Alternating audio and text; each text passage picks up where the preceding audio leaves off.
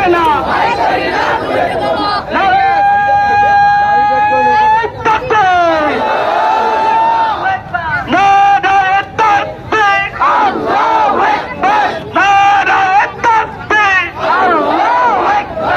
আমার নেতা তোমার নেতা বিশ্ব নবী মোস্তফা। গাড়ি কথা বলতে গাড়ি